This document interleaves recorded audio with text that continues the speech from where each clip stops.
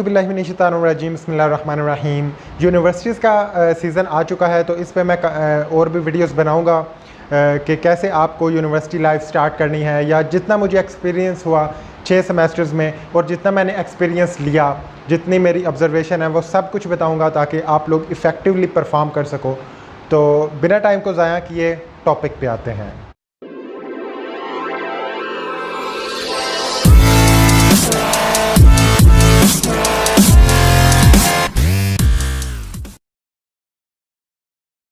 यार वैसे तो बहुत सारी चीज़ें हैं जिनको जहन में रखना चाहिए यूनिवर्सिटी लाइफ शुरू करने से पहले या उसके दरमियान में, लेकिन कुछ ऐसी चीज़ें हैं जिसका डायरेक्टली आपके फ्यूचर पे बहुत गहरा असर पड़ता है। अगर आप उनको ख़राब करते हो तो आपका फ्यूचर ख़राब होगा, और अगर आप उनको संभाल लेते हो, कंट्रोल करते हो, तो आपका फ्यूचर सिक्योर होगा। और उन्हीं चीज़ों को आज मैं इस वीडियो में डिस्कस करूँगा। टोटल वो 3 पॉइंट हैं, तो अभी पहले पॉइंट की बात करते हैं। सबसे पहले आपको जो इम्पोर्टेंट काम करना है, क्योंकि अभी आप एक डिपार्टमेंट चूज़ करोगे यूनिवर्सिटी लाइफ को प्रोसीड करने के लिए, लेकिन आपको सिर्फ वो डिपार्टमेंट चूज़ नहीं करना, बल्कि उसके रिलेटेड जितनी जॉब्स हैं उनके बारे में इंफॉर्मेशन लेनी है, और वो जॉब्स कैसे होती हैं इनके बारे में इंफॉर्मेशन लेनी है। क्योंकि ज़्यादातर स्टूडेंट्स करते हैं, अच्छा मेरा इस चीज़ में इंटरेस्ट है तो मैं ये कर लेता हूँ, मैं साइकोलॉजिस्ट बनना चाहता हूँ, या मेरा प्रोग्रामिंग में इंटरेस्ट है तो मैं ये कर लेता हूँ, लेकिन ये काफ़ी नहीं है। बहुत ज़्यादा रेशो में गवर्नमेंट जॉब्स इसलिए नहीं होती क्योंकि स्टूडेंट्स को स्टार्टिंग में पता नहीं होता कि क्राइटेरिया क्या है, सिलेबस क्या है, कैसे गवर्नमेंट की जॉब्स होती हैं।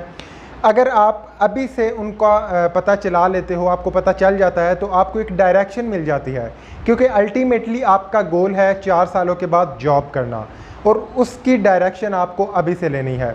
आप कोई भी डिपार्टमेंट में हो, कोई भी आपने डिपार्टमेंट चूज़ किया है, कोई भी कोर्स चूज़ किया है, उसकी देखो कि गवर्नमेंट की कौन कौन सी जॉब्स आती हैं हर साल या 2 साल बाद, या जब भी उनको ज़रूरत हो, और उसके बाद उनका सिलेबस वगैरह चेक करो।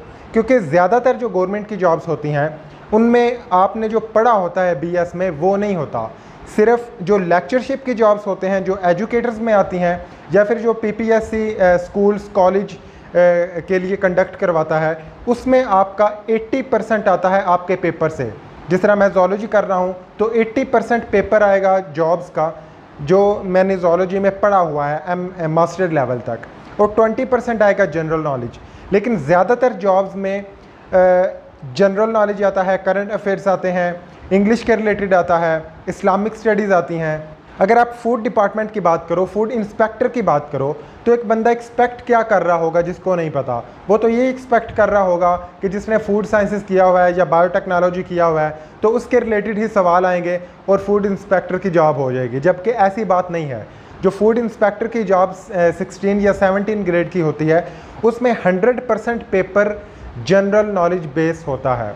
तो यही सब कुछ है, आपको एक जॉब चूज़ करनी है और उसके अकॉर्डिंग ही तैयारी अभी से शुरू कर देनी है। अगर आप जिस जॉब में जाना चाहते हो उसमें ज़्यादा पोर्शन जनरल नॉलेज का है, करंट अफेयर्स का है, तो आप स्टार्टिंग से ही इन चीज़ों की तरफ ध्यान देना शुरू कर दो, ताकि आपका अगला टाइम बच जाए और कंपटीशन में आप अच्छे से परफॉर्म कर सको। दूसरे नंबर पे मैं बात करना चाहता हूँ कोर्सेज़ की।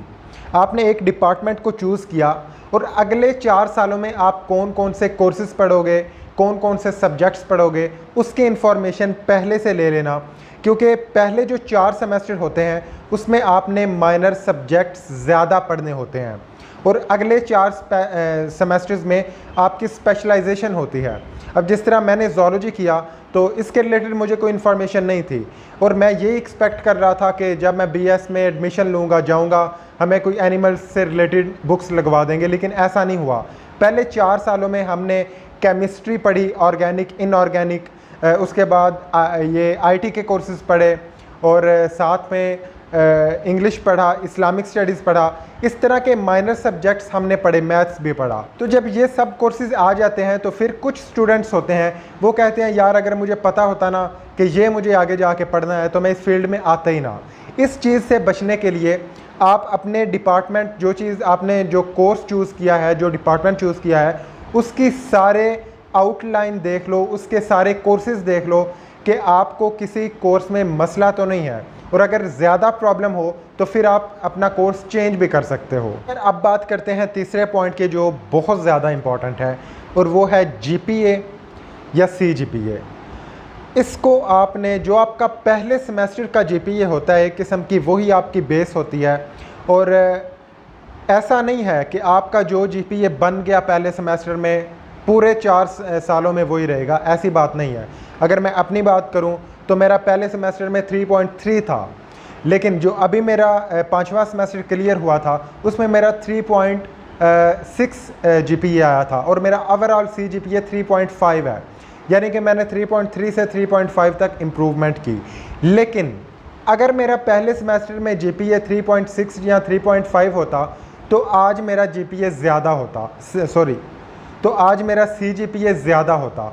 तो यार यही गलती होती है, स्टार्टिंग में पता नहीं चलता चीज़ों का कि कैसे करनी है, क्योंकि सेमेस्टर सिस्टम बिल्कुल अलग चीज़ है एनुअल सिस्टम की निस्बत। इस चैनल पे एक जो पोस्ट की थी सुबह, उसके नीचे भी कमेंट आया था कि इसके बारे में बताएं कि GPA या CGPA कैसे अच्छा लिया जा सकता है। तो यार काफ़ी टिप्स भी होती हैं अच्छा लेने की, इस पर मैं अलग से कंप्लीट वीडियो बना दूंगा। लेकिन ये बात अभी के लिए कि आपको स्टार्टिंग में हमेशा GPA आपने हाईएस्ट लेना है जितना आपका पोटेंशियल है। तो नेक्स्ट वीडियो मैं बना दूंगा GPA के ऊपर कि किस तरह कौन कौन सी चीज़ें आपको ध्यान में रखनी है, कौन कौन सी गलतियां आपको नहीं करनी है अच्छा GPA लेने के लिए। तो इस चैनल को ज़रूर से सब्सक्राइब करना, और मोस्ट इम्पॉर्टेंट साथ बेल आइकन को भी दबाना, ताकि नेक्स्ट जो वीडियो होगी उसका नोटिफिकेशन भी आप तक पहुंच सकेगा। और अगर आपको कोई भी कन्फ्यूजन है, कोई भी क्वेश्चन है स्टडी से रिलेटेड या किसी चीज़ से रिलेटेड, तो आप कमेंट में बोल सकते हो, मैं आपको ज़रूर आंसर करूँगा।